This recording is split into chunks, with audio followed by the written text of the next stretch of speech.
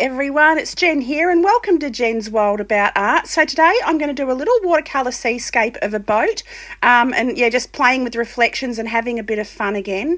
So you can see here I just start by drawing in the boat, and then I get the horizon line in and I pop in some little mountains in the background, and then I start to add the details to the boat.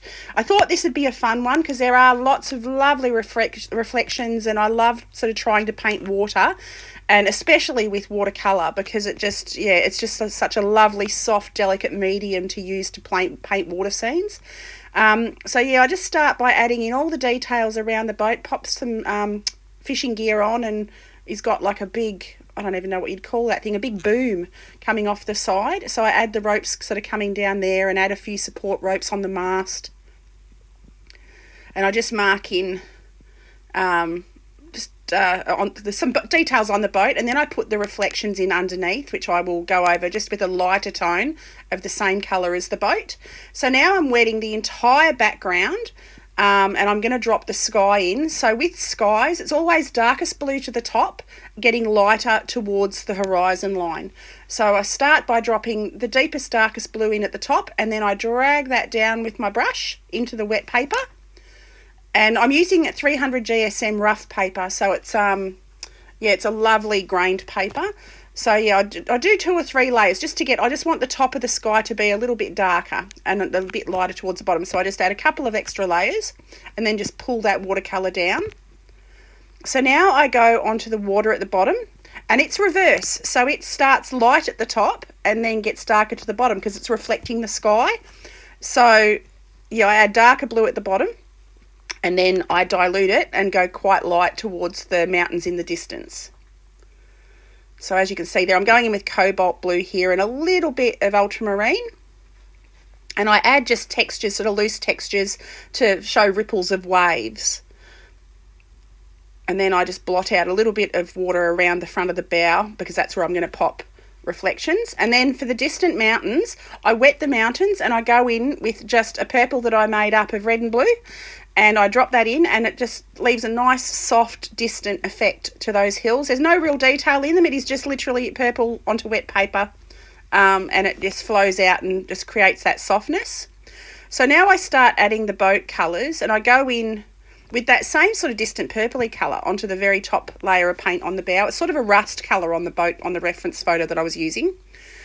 And then I take a lighter sort of reflection of that onto the water. I go into the very top part of the boat's bow with the turquoise and the light blue, and I take that around in the shape of the boat, and then I add a little bit of ultramarine to the top, and then I reflect that onto the water as well. So that's just very pale diluted into the water itself. And now I have fun with a little pop of colour onto the bits that are on the boat.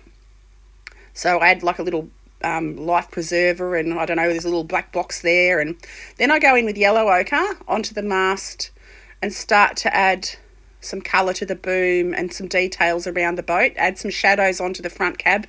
Now the front cab on this boat is actually material. It's like tarpaulins. It's not a solid cab boat, so I think they can pull down those covers, so it was just white material. So I just had fun just popping a few little shadows on there.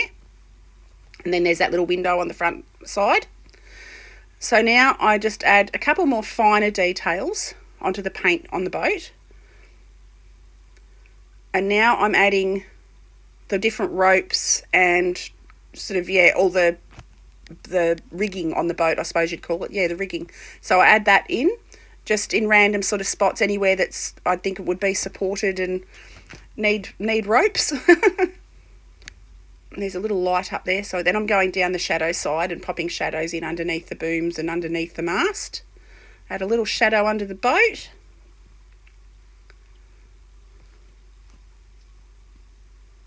So now I add a little bit more sort of shadow detail on the boat, and then I go in onto the buoys and I add a nice little pop of orange there. But it's fun to just add little pops of colour here and there just to create interest and draw your eye. So now I'm going over the water again, and I'm going in with some ultramarine blue and just adding deeper, darker, stronger waves towards the front of the picture. I'll leave them quite light and smaller at the back because the focus is on the foreground where the boat is. And I add a little bit of turquoise too, just again for another little pop of colour. And I just add that around the boat.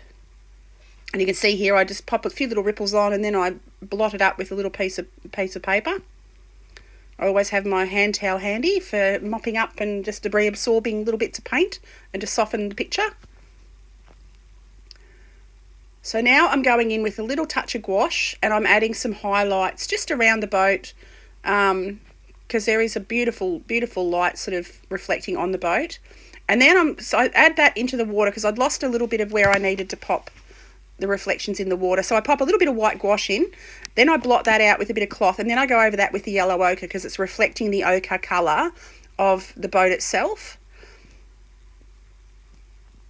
And then I go in a little bit darker with the ripples in front of the boat. Pop a little bit more reflection to the sides and the back. And the rough paper helps take the grain as well, like it takes the paint and gives that little ripple effect. It really helped. The grain of the paper helped with this painting, which is really cool. Pop some fishing lines in off the side of the boat. Little ripples around those.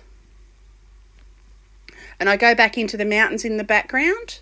Again, with just, I wet the paper and then just pop a little bit of purple in. It just helps to give that a bit more emphasis.